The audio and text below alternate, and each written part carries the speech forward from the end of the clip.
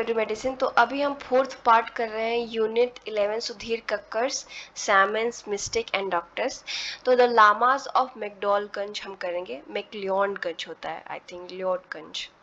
ये बेसिकली हिमाचल प्रदेश का एक छोटा सा टाउन मान लीजिए है, ठीक है। तो यहाँ पे जो बुद्धिस्ट लामास थे वो आके रहते हैं। दलाई लामा आपने सुना होगा, उन्हीं के साथ ये लोग आए थे। और ये हिंदू या एनिमिस्ट जो अभी तक हमने डिस्कस किया है उनसे थोड़े अलग है। अब बुद्धिज्म एक अपने आप में अलग रिलीजन है, लेकिन फिर भी ये सैमनिज्म जो कि मैंने डिस्कस किया था, सैमन क्या होते हैं, जो फ्यूचर देख सकते हैं, एस्ट्रोलॉजर टाइप, या आपका इलाज कर सकते हैं, इस टाइप के होते हैं। तो सैमनिज्म बेसिकली एक ट्राइब का रिचुअल माना जाता है, ठीक है। तो लेकिन ये बुद्धिस्ट होते हुए भी इनमें से बहुत से लोग जो लामास हैं वो सैमनिज्म को प्रैक्टिस करते हैं, ठीक है। और ये भी पोजेशन रिचुअल्स में विश्वास करते हैं कि कोई बाहरी आत्मा आप पे कब्जा की है, तो जो रिचुअल होता है उसमें विश्वास करते हैं। तो ये दलाई लामा के साथ आए थे जब दलाई लामा तिब्बत से हमारे धर्मशाला में आ गए थे। धर्मशाला भी हिमाचल प्रदेश में है। वहाँ पे जब वो आ गए थे शेल्टर लेने के लिए, तो इनके बारे में आप अगर पढ़ना चाहें तो एक्स्ट्रा पढ़ सकते हैं, यहाँ पे कोई आवश्यकता नहीं है। और इसी वजह से जो वहाँ के लोकल जो लोग हैं उनके बीच में इनकी जो दलाई लामा है या उनके जो साथ लोग आए थे उनका काफ़ी अच्छा प्रभाव है वहाँ के लोगों पे, यानी हिमाचल के धर्मशाला के एरिया में। और कोई भी ये नहीं सोचता कि वो बुद्धिस्ट है, हिंदू है, एनिमिस्ट है, क्या है, ठीक है। तो इन अब लामास के बीच में 3 प्रकार के हैं, ठीक है। नहीं सॉरी, 2 प्रकार के हैं बेसिकली। एक मिस्टिक है, एक डॉक्टर है। तो डॉक्टर कौन है? जो ancient art of Tibetan medicine से इलाज करता है। मतलब एक प्राचीन काल का जो तिब्बतियन मेडिसिन, आपने देखा होगा तिब्बतियन मेडिसिन के छोटे छोटे कैंप लगे होते हैं, दिल्ली में तो काफी देखा है मैंने। तो उसके ये लोग इलाज करते हैं उसके द्वारा। और दूसरे वो हैं जो सामेन टाइप के हैं, जो विश्वास करते हैं कि बाहरी आत्माएं या इस सब का हम पे कब्जा हो सकता है, या कोई प्रकार की चीज हम पे, हमारे अस्तित्व पे कब्जा कर सकती है, ठीक है। अब बुद्धिस्ट लोगों का विश्वास क्या है? तो वो बोलते हैं कि जो हम इंसान हैं, हमारे दिमाग में एक मिराज बन जाता है। मिराज क्या होता है? आपने देखा होगा जब बहुत लोग राजस्थान या ऐसे कोई भी जगह पे जाते हैं जहाँ पे पानी या कुछ नहीं होता, तो हमारा ब्रेन एक तरीके का फेक इमेज या फेक इमेजिनरी वर्ल्ड बनाता है जो रियल में एग्जिस्ट नहीं करता, बट हमारे ब्रेन को लगता है कि वो है, ठीक है। तो बुद्धिस्ट लोगों का मानना है कि जो भी हमारे साथ होता है, या हम ऐसा मतलब मेंटल डिजीज के बारे में बात कर रहे हैं, मानसिक समस्याओं के बारे में, वो एक माया है, ठीक है। एक माया ऐसी माया है जो हमारे दिमाग को कवर करके ऐसी चीजें दिखाने की कोशिश करती है जो रियल में एग्जिस्ट नहीं करता या रियल में नहीं होता। तो क्या करना है? आपका इलाज करना है तो उस माया को हटाना होगा, साफ करना होगा। तो उनके मतलब हिसाब से, उनके व्यू के हिसाब से, आपको कोई फिजिकल समस्या है, शारीरिक, या कोई मेंटल मानसिक समस्या है, ये सारी क्यों होती हैं? हमारे दिमाग के, हमारे सोचने के फॉल्ट की वजह से, ठीक है। या हमारा जो देखने का, समझने का तरीका है उसमें कोई समस्या आ जाती है। तो जैसे मिराज का ऊपर एग्जाम्पल दिया। अब thorough cleaning of mental and emotional world is necessary for cure of every type of illness। मतलब आपकी जो इमोशनल वर्ल्ड है, जो आपकी दुनिया है आपके ब्रेन के अंदर, जो इमोशंस को समझती है, दुख सुख सब कुछ को एक पिरो के, एक हार बना के एकदम रखा हुआ है ब्रेन में, उसको क्लीन करना है, उसको समझना है, उसको उसका इलाज करना है। तो जो समस्या हो रही है, या तो अगर मानसिक है या शारीरिक जो भी है, उसका इलाज हम आपके दिमाग को, आपके इमोशनल वर्ल्ड को समझ के कर सकते हैं। इनका व्यू ये है, ठीक है। अब देखिए जो हीलर इसके अंदर आते हैं लामास के अंदर, ये 4 इमीडिएट कॉज बताते हैं किसी भी प्रॉब्लम का, ठीक है। 3 ही बताए हैं शायद, देखते हैं। एक the time of year, food habit and behaviour, and 360 speed that crowd the environment. तो सबसे पहला कि समय क्या है, किस समय कौन सा साल का समय चल रहा है, किस प्रकार का भोजन कर रहे हैं, ठीक है। आपकी हैबिट और बिहेवियर कैसे है, और वो स्पिरिट्स जो आपको आपके इन्वायरमेंट में है। तो ये 3-4 कारण वो बताते हैं कि कोई भी बीमारी होती है।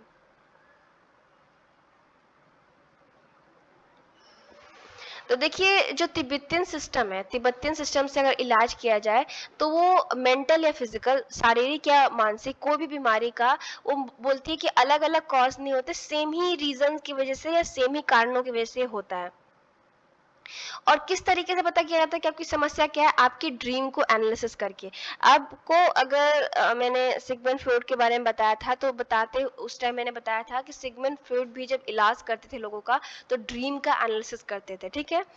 और देखिए ये चीज़ यहाँ पे कोइंसिडेंस है, और ये स्टडी में हमें पता भी चलता है कि ये लामाज लोग भी यही करते हैं कि आप क्या सपना देख रहे हो उसको एनालाइज करते हैं, उसका विश्लेषण करते हैं। इससे बहुत कुछ पता चल जाता है कि आप क्या सोच रहे हो, आपके सबकॉन्शियस ब्रेन में क्या चल रहा है। तो देखिए अब ये ऐसा पॉपुलर है बहुत सारे कल्चर्स में। आपने देखा होगा जैसे कोई सपना देखते हैं तो आप गूगल करिए, हिंदू तरीके से, इस्लामिक तरीके से, अलग अलग तरीके से मीनिंग बताई जाती है अपने सपनों की। और आप अगर देखें तो साइकोलॉजिकल तरीके से भी मीनिंग बताई जाती है। तो ड्रीम एनालिसिस एक अपने आप में एक सिस्टम है जिसकी स्टडी लोग करते रहते हैं। उसके बाद इसके अलावा, ड्रीम एनालिसिस के अलावा जो लामास करते हैं वो करते हैं कि आई मूवमेंट देखते हैं कि किस तरीके से इसकी आंखें का मूवमेंट हो रहा है, ठीक है। और इससे पता चलता है कि स्पिरिट जो इनके अंदर आया है, व्यक्ति के अंदर, वो किस तरीके से आया है, क्यों आया है, ठीक है।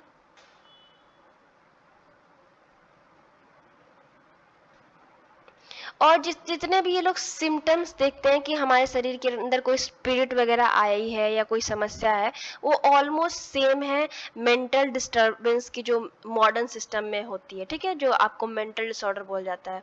Bad times, ill karma and simply bad luck may also be reason for ill health and cures vary from changing person's name to hanging up real life। और इसके अलावा मतलब सिम्टम्स के अलावा ये भी हो सकता है कि आपके जीवन में बुरा समय चल रहा है, बेकार आपका कर्मा है, कोई बुरा लक है। तो इसके लिए इलाज क्या होता है कि पर्सन जो है उसका नाम बदल दो, या उसके घर में जो प्रेयर के फ्लैग्स आते हैं, अगर आपने पता नहीं कोरियन या चाइनीज या सब कोई हिस्टोरिकल ड्रामा उनकी देखी हो, तो वहाँ पे देखा होगा कि जो वहाँ के इस तरीके के सैमन्स वगैरह होते हैं, तो वो क्या करते हैं कि पेपर पे लिख के प्रेयर्स आपके घर में कहीं चिपका देता है, कोई समस्या हो। अगर आपने इन सब में का कोई भी हिस्टोरिकल शो देखा होगा, चाइनीज, जापानीज या कोरियन, तो उसमें देखने को आपको मिल जाएगा, ठीक है। अगर हम स्ट्रॉस की बात करें, अगर हम स्ट्रॉस की बात करें जो कि एंथ्रोपोलॉजिस्ट हैं, आप जानते हैं, तो वो बोलते हैं जो सैमन और साइकोलॉजिस्ट है या साइको एनालिस्ट है, सॉरी, उनका जो क्योर करने का, इलाज करने का तरीका है वो ऑलमोस्ट मतलब काइंड ऑफ सिमिलर है, ठीक है। उसके बाद अगर हम साइकोथेरेपी की बात करें तो पेशेंट को हील कैसे किया जाता है, उसकी लाइफ हिस्ट्री जान के, उसका ड्रीम जान के, उसका जो एडिपल कॉम्प्लेक्स है उसको सॉल्व करके, उसके इंडिविजुअल मिथ्स को समझ के, सब ठीक है। सिमिलरली अगर हम बात करें सैमनिज्म की, जो सैमन्स होते हैं वो भी कहीं ना कहीं आपका जो सोशल मिथ है, जो भूत है, एग्जिस्टेंस है उसका, उसके बाद सैमनिक रिचुअल जो हम करते हैं कलेक्टिव लेवल पे कि लोगों के सर पे मतलब वो भूत निकालने वाला प्रोसेस होता है। और जो कलेक्टिव बोलते हैं ना, may draw upon the concept of karma but it individual manifestation are rooted in individuals life history.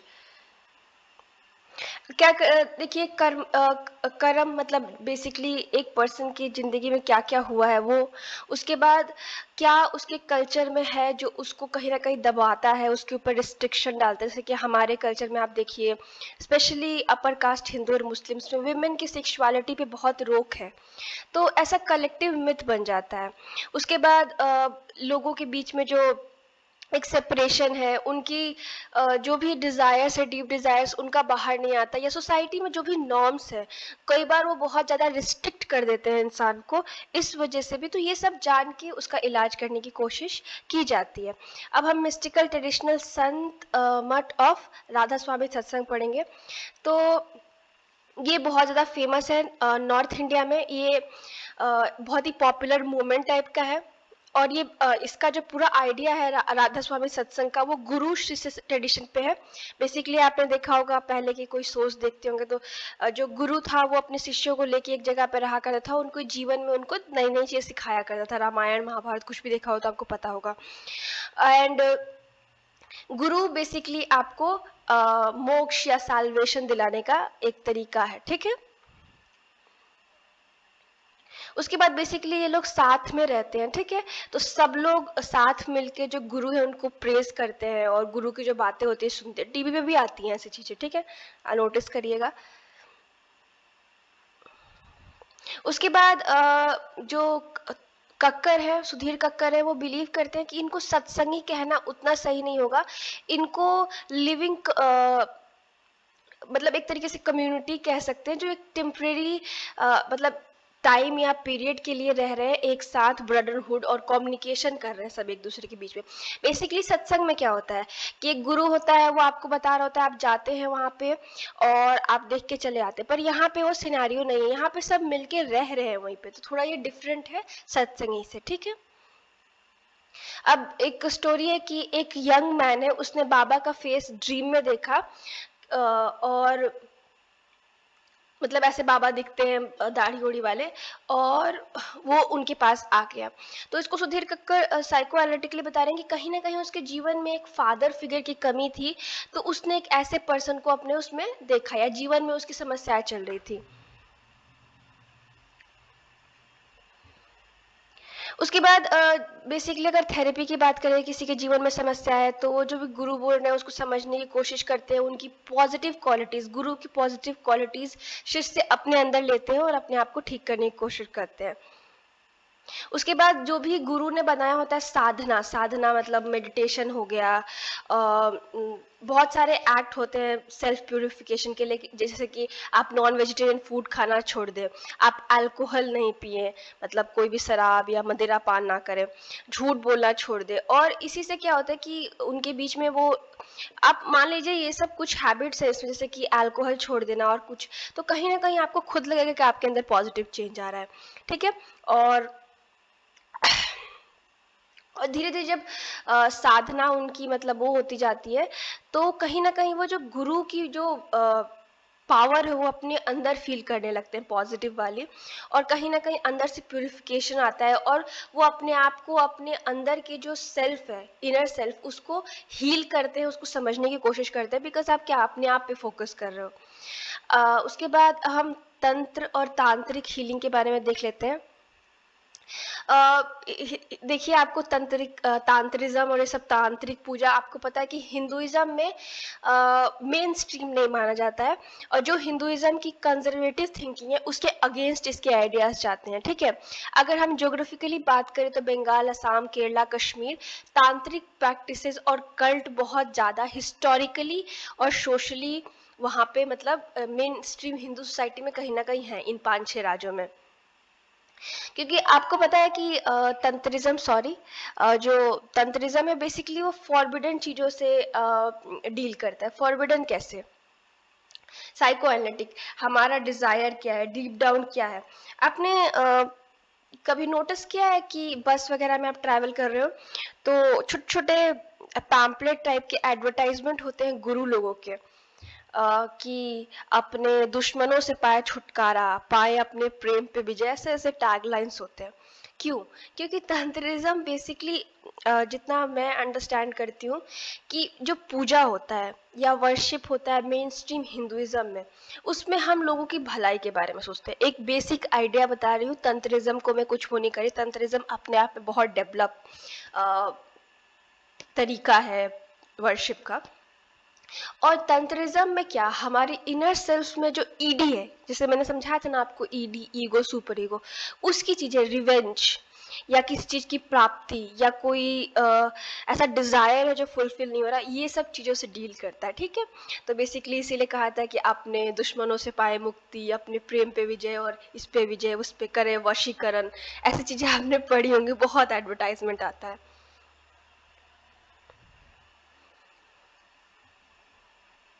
देखिए, psychoanalysis healing involves enlightenment that is not only individual but also societal in nature, in that person must be acceptable to society in order to be considered normal।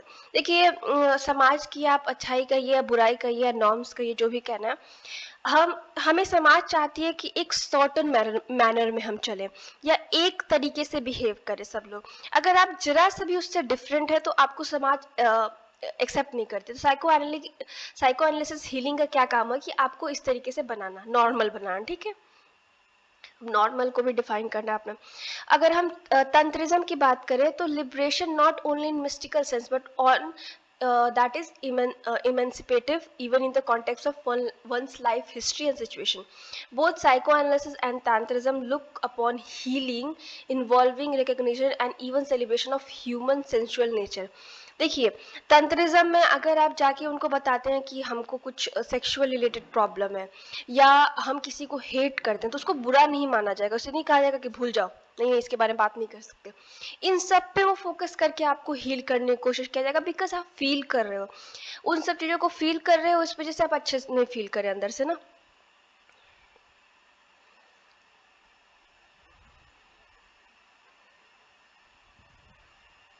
देखिए, इसमें basically क्या किया जाता है कि आपके बचपन के थोड़े पार्ट को छोड़ के आप जैसे जैसे बड़े होते हैं तो जैसे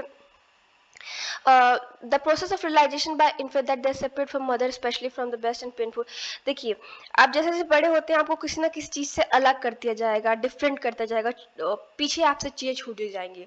सबसे पहले आपको आपकी मदर से दूर किया जाएगा, तो इन सब जो ट्रॉमास को है समझ के हील करने की कोशिश की जाती है। ठीक है, साइको एनालिसिस की तरह भी यहाँ पे भी अनकॉन्शियस ब्रेन में हमारे ट्रॉमा होता है। ठीक है, जेंडर आइडेंटिटी को लेके या सेक्सुअल डिफरेंसेस को लेके। जेंडर आइडेंटिटी क्या है, अभी अगर हम बात करें तो LGBTQ प्लस कम्युनिटी है। ठीक है, उसमें बहुत सारे ओरिएंटेशन यानी सेक्सुअल ओरिएंटेशन के लोग आते हैं। जब आपको प्रॉपर नॉलेज नहीं होती इन सब चीज़ों के बारे में और आप सफ़र कर रहे होते हैं अंदर से, तो इसी को समझने की कोशिश की जाती है। ठीक है, अब ये सब चीज़ें क्या होगा, आपकी जो भी जेंडर आइडेंटिटी है इन सब चीज़ को पीछे छोड़ के, ठीक है, कुछ भी आपका जो बायस्ड ब्रेन है उसको पीछे छोड़ के आपको स्पिरिचुअली फ्री किया जाता है।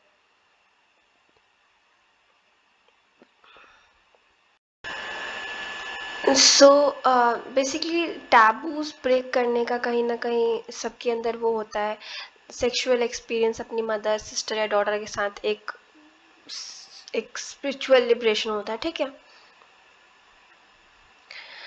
तो जो तंत्र के स्कूल है या तांत्रिक जो परफॉर्म करते हैं, बेसिकली वाइफ की इमेज में लोग मदर सिस्टर और डॉटर को देख के एक इवोक करने की कोशिश करते हैं। पोस्ट फ्रूडियन अगर हम समझें तो जो चाइल्ड का अनकॉन्शियस ब्रेन होता है जिसमें वो फैंटेसीज की हमने बात की, तो जो जेंडर आइडेंटिटी वो प्रॉपरली उसमें नहीं जा पाता। फ्रूड के अलावा जो जंग थे, इन्होंने भी बिलीव किया कि जो तांत्रिक प्रैक्टिसेस है वो कॉन्शियस लेवल पे कलेक्टिव जो इमेज होती है विमेन की उसको हमारे ब्रेन में लाते हैं, और जो हम विमेन को जानते हैं मतलब अनकॉन्शियस तरीके से हम उन विमेन्स को कहीं ना कहीं वो करना चाहते हैं अपने अंडर। उसके बाद अगर हम बायोसेक्सुअलिटी की बात करें, मतलब जो ये मेस्कुलिनिटी मेन के अंदर होती है यानी उनका जो पुरुष बिहेवियर जो हमने सेट कर रखा है या जेंडर स्टेरियोटाइप कर रखा है, वो उसके साथ कुछ फेमिनिन आइडिया भी उसके अंदर होता है। जैसे कि आप छोटे होते तो आपका मदर के साथ कांटेक्ट होता है, इस वजह से कहीं ना कहीं जो मदर की आइडियाज़ होते हैं या जो मदर के अंदर फेमिनिन आइडेंटिटी होती है उससे कहीं ना कहीं आप देखते हो, और थोड़ा बहुत हर मेल पर्सन के, हर आदमी के अंदर थोड़ी फेमिनिन आइडिया होती है। बट क्या फेमिनिन आइडिया इस कल्चर में चलेगा या किसी भी कल्चर में चलेगा? अगर ऑफ कोर्स नहीं चलेगा। और कुछ है क्या इसमें? हाँ, नहीं है। तो बेसिकली क्या होता है कि वो सब आइडियाज़ बाहर नहीं निकल पाते और कहीं ना कहीं बहुत कम एज में अलग करने की वजह से हॉस्टैलिटी विमेन के प्रति आदमियों के अंदर हो जाती है। अगर हम बायोसेक्सुअलिटी की बात करें तो इंडियन मिथ्स में बहुत ज़्यादा हमें देखने को मिलता है, जैसे शिव ऐसे अर्ध नारीश्वर, आई थिंक अर्ध नारीश्वर, जिसमें शिव आधा शिव है और आधा नारी का रूप लिए हैं, या जो विष्णु है या रामा कृष्ण प्रसाद है, इनको भी दिखाया गया है कि विमेन मतलब जैसे कि फेमिनिन क्वालिटीज दिखाते हुए, यानी औरतों की क्वालिटीज दिखाते हुए। तो ऐसी बात नहीं है कि बायसेक्सुअलिटी या एक पर्सन के अंदर इस टाइप के व्यूज या थोड़ी फेमिनिटी होना कोई गलत है, फेमिनिन आइडियोलॉजी होना या फेमिनिन कैरेक्टरिस्टिक होना गलत है, बट हमारे समाज में वो फिट नहीं हो पाता, इसलिए वो इंसान के अंदर रह जाता है। अब हम चक्रास के बारे में देख ले। देखिए मैं जल्दी करा रही हूँ, बहुत लंबा चैप्टर है, मतलब परेशानी हो गई मैं करा करा के। तो बेसिकली उसके स्पाइन में बेस से लेके उसके हेड तक वो होती है जो लाइफ एनर्जी होती है, वो कुंडलिनी बोलते हैं, जो अगर रीच कर जाए टॉप लेवल पे तो आपको इनलाइटमेंट प्राप्त होता है। लेकिन किसी समस्या की वजह से अगर डिस्टर्बेंस हो जाए, या तो आपके कर्म की वजह से या कुछ भी ऐसे की वजह से, तो आप नहीं मतलब उस तक पहुंच पाते हो। अगर हम तंत्रिज्म की बात करें तो उसमें कुछ गुड और बैड नहीं होता, बेसिकली हर चीज बैलेंस्ड होता है, या हर चीज में पॉजिटिविटी और निगेटिविटी होती है। बेसिकली मान लीजिए कोई चीज अच्छी भी होगी बुरी भी होगी, और जब बुरी चीजें ज्यादा हो जाती हैं या आप बहुत ज्यादा वो फील करते हो, I am sorry for background noise, तो आपका भूतना जनरेट होता है। अगर हम डीमन भूत पिचास की बात करें तो बेसिकली वो हमारे अनकंट्रोल्ड इंस्टिंक्ट्स हैं। और इंडियन जो भूत है, इंडियन जहाँ पे हम भूत का वर्णन जिस प्रकार से करते हैं, वो दो प्रकार के हो सकते हैं, गुड ओबीडियंट भी और इविल डिसओबीडियंट भी, जो आपकी बात माने जो ना माने, ठीक है। और 4 स्टेप्स हैं जिससे आप भूत के चपेट में आ सकते हो या बीमार पड़ सकते हो। First, undigested karma leads to chakra malfunction. Basically आपके जो कर्म है आपने अच्छे नहीं किए हैं और उसका आपको फल मिलेगा, तो वो अब आपने कर्म अच्छे नहीं किए, उसका फल खराब मिल रहा है, तो आपके चक्रा में समस्या आएगी और फिर वो जनरेट करेगा भूत, और अल्टीमेटली आपको कोई मेंटल इलनेस हो जाएगी, किसी प्रकार की मानसिक समस्या हो जाएगी। A tantric healer must know the chakra, especially his own, and also be master of demonology और भूत विद्या, ठीक है। इसको डिमोनोलॉजी बोलते हैं, भूत विद्या को, उसको भूत विद्या का ज्ञान होना चाहिए, चक्रस का ज्ञान होना चाहिए। अब देखिए किसी को तांत्रिक बनना है तो फर्स्ट उसको अपने अनकॉन्शियस एंजाइटीज, जो अपनी समस्याएं अपनी चिंताएं हैं, उनसे दूर करके प्रैक्टिस करके इंसान बनता है, और वो क्वालिफाई करता है, नॉलेज गेन करता है और भूतों को भगाने की शक्ति गेन करता है। तो ये प्रैक्टिस के साथ आता है, इस कहना है। ओके, तो अब हम कल्ट ऑफ माता जी निर्मला देवी माता जी के बारे में पढ़ेंगे। तो ये बैकग्राउंड से एक मेडिकल स्टूडेंट रही है, ठीक है, अर्थात डॉक्टर आप कह सकते हैं, और एक क्रिश्चियन फैमिली से बिलोंग करती थी। और ये जो तंत्रिज्म है उसमें बेसिक जो तंत्रिज्म है उसमें बिलीव करती थी, और कुंडली और चक्रास में वो बिलीव करती थी। पर जो तंत्रिज्म में कई सारे लेवल हैं, तो बहुत एक्सट्रीम लेवल का जो तंत्रिज्म है उसको बोलते थे कि वो अच्छा नहीं है, बिकॉज क्रिश्चियन लोग विच क्राफ्ट आपने देखा होगा ना, क्रिश्चियन मूवीज में बहुत मना करते हैं कि नहीं करना चाहिए, गलत चीज है, ठीक है। और ये योगा और तंत्रिज्म का जो बेसिक आइडिया होता है उससे हील करती थी, ठीक है। जो फॉलोअर्स है माता का, वो जो भी ये कहेंगे वो एक्सेप्ट करते हैं, बिकॉज उनको लगता है जो फॉलोअर्स है गुरु माता के, बेसिकली वो पर्सन जो भी वो बताती हैं, जो भी वो एक्सप्लेन करती है उसको ट्रुथ मानते हैं, सच्चाई वही मानते हैं, कोई प्रूफ वगैरह की जरूरत नहीं होती, ठीक है। सब कुछ जो वो बोल रही हैं वही राइट है, ऐसा होता है। और माता जी जो है वो प्रीच करती हैं उनका वर्जन ऑफ ह्यूमन एग्जिस्टेंस, ठीक है। अपने जो भी लोग वहाँ पे बेसिकली उनके फॉलोअर्स आए हैं, ठीक है। और वो अनक्वेश्चनेबल होता है, आप उसे क्वेश्चन नहीं करते। तो the imaginary of physiology of human body locates the psych energy at various part of the body. वो बोलती हैं कि डिफरेंट डिफरेंट पार्ट पे साइक है, और आप किसको किस तरीके से जगा सकते हैं, सुला सकते हैं, ऐसी बातें वो करती है। मतलब उनका ट्रुथ जो है वो थोड़ा साइंस से डिफरेंट है। अगेन ये सुपर ईगो की भी बात करती हैं, तो जहाँ पे मतलब ये जो फ्यूड ने थ्योरी दी है ना, ईडी ईगो और सुपर ईगो की, ये तो उससे ऑपोजिट बताती हैं। ये बताती हैं कि सुपर ईगो जो है, जो कि मॉरल है अकॉर्डिंग टू फ्यूड, इनके अकॉर्डिंग वहाँ पे डिमन, इमोशन, पैशन वगैरह रहता है, ठीक है। थोड़ा सा यहीं पे बस चेंज है। उसके बाद कोई भी पर्सन जो माता जी का फॉलोअर बनता है वो सेल्फ रियलाइजेशन वगैरह उसके अंदर आती है और उसी से वो धीरे धीरे मतलब उसकी जो भी समस्या है वो हील होती है। उसके बाद ठीक है, the person who become a true follower develop ability to sense the vibration emanating from others as well as status of chakras and channels. और जो बहुत ही ट्रू फॉलोअर उनका बन जाता है वो अंडरस्टैंड कर सकता है दूसरे, मतलब उसके अंदर ऐसी एबिलिटी आ जाती है कि वो अंडरस्टैंड कर सके कि दूसरे के अंदर अगर कोई रॉन्ग वाइब्रेशन आ रहे हैं। मतलब नहीं देखा आपने, देखिए इस चैप्टर में और फ्लूइड वाले चैप्टर में आप इमेजिन करिए सीरियल और पिक्चर्स, देखिए वही सबसे सुंदर तरीके से सबसे दिखाते हैं। आपने देखा होगा कि जो ये काली जादू कालू शक्ति वाले लोग होते हैं तो उनको समझने के लिए कोई साधना वाले गुरु या कुछ इसकी आवश्यकता होती है, देखते ही जान जाते हैं कि इसके अंदर समस्या है। तो आप अगर गुरु माता के बहुत बड़े फॉलोअर हैं, आपने सीख लिया इस तरीके से, तो आप समझ सकते हैं कि समस्या सामने वाले के अंदर है, मतलब सामने वाले के अंदर भूत है। देखा होगा आपने सीरियल में, ठीक है, सीरियल्स को बस इमेजिन करते जाइए। From the point of view of modern medicine, the healer's use of his own emotion reaction to patient as a mean of diagnosis is not completely ruled out. For one does not hear in ठीक है, मैं बहुत ज़्यादा detail में नहीं जा रही क्योंकि मैंने to be honest the cult of Mata ji पे, निर्मला देवी माता जी पे कोई क्वेश्चन नहीं देखा था। ऊपर टॉपिक्स पे मतलब क्वेश्चन आए हुए थे और कई बार ओवरऑल आइडिया भी पूछ लिया जाता है, पर स्पेसिफिक इस पे क्वेश्चन नहीं आया था। फिर भी मैं आप लोगों को एक्सप्लेन करने के लिए थोड़ा बहुत समझा दे रही हूँ कि क्या आइडिया था, क्या डिफरेंस थी।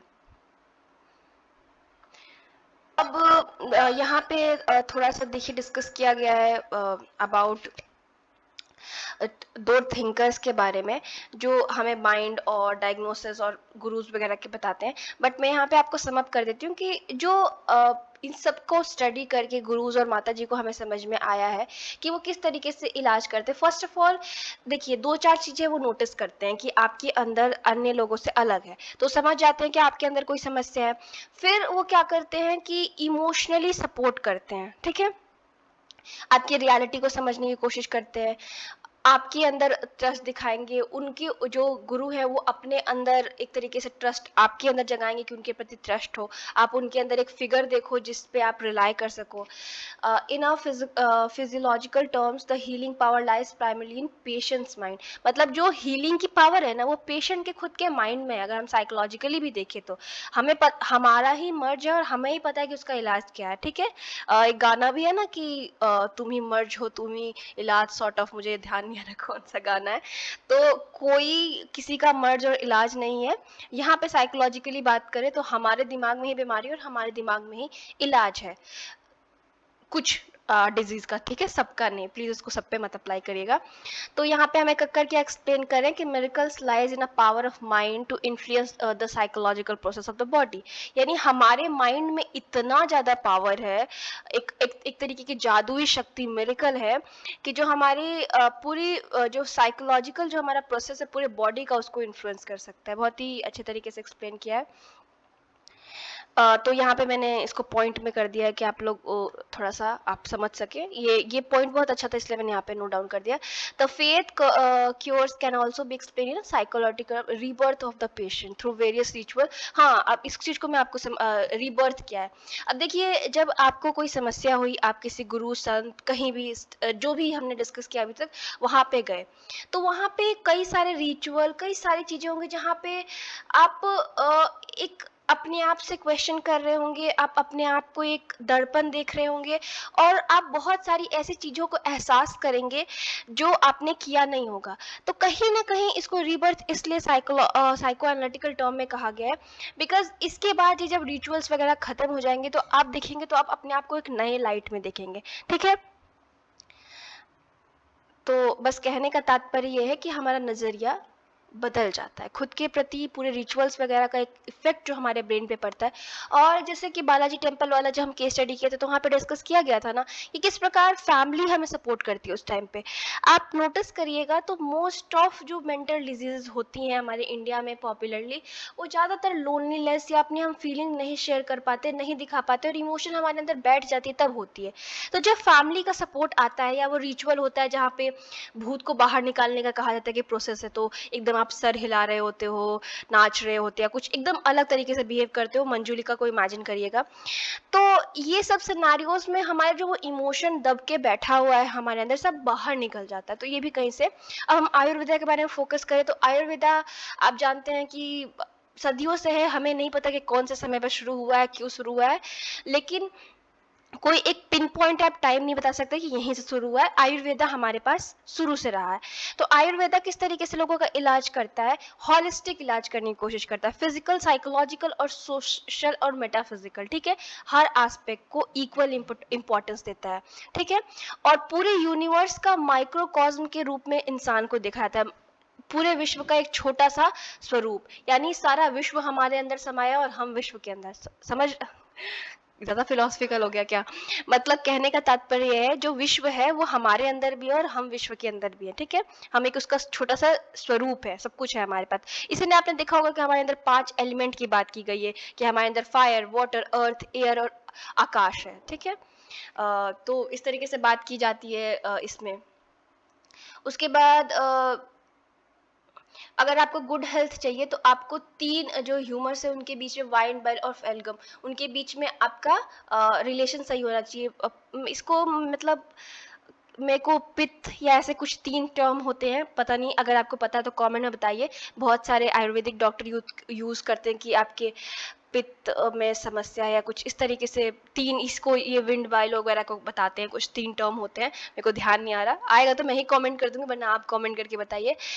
इनके बीच में जब प्रॉपर हार्मनी होती है तो आप सही से चल रहे हैं। इनकी हार्मनी, जो ये 3 ह्यूमर्स है उनके बीच में हार्मनी खत्म हो जाती है या उनके बीच में जो रिलेशन है वो खराब हो जाता है तो हमें कोई समस्या हो जाती है।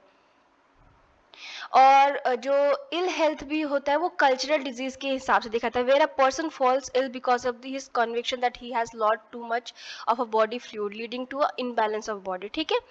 Disturbance in balance of humours would manifest itself causing both psychological और मेंटल, मतलब उन तीनों में अगर आपको किसी में, ये 3 जो है ना, विंड, वाइल, ये कफ, पित्त बोलते हैं इसको, आई डोंट नो, मेरे को ध्यान सडनली क्यों नहीं आ रहा, मैंने कभी इसके बारे में बहुत सुना है यार।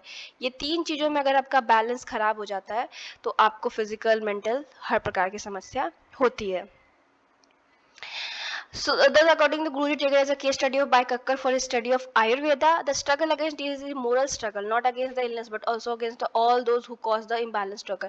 तो बेसिकली एक गुरु से बात की है जो, या आयुर्वेदिक के डॉक्टर के से बात करते हैं कक्कर, और स्टडी से हमें एक्सप्लेन करते हैं कि जो डॉक्टर होते हैं उनका जो स्ट्रगल है या जो चीज़ वो सॉल्व करना चाहते हैं वो बीमारी नहीं है, बाकी उन सब चीज़ों से लड़ाई करना है जिसकी वजह से वो इम्बैलेंस हुआ। यानी कहते हैं ना कि आयुर्वेदा जड़ पे जाके इलाज करता है, ऊपर ऊपर से नहीं। आपने सुना होगा इंडिया में बहुत लोग ऐसी बातें करते हैं कि अंग्रेजी दवाई तो बस ऊपर ऊपर से ठीक कर देता है, आपको सही से इलाज कराना तो जड़ से इलाज करेगा आयुर्वेदा। तो कहने का तात्पर्य यहाँ पे यही है कि आयुर्वेदा आपकी इलाज जड़ से करता है, ठीक है।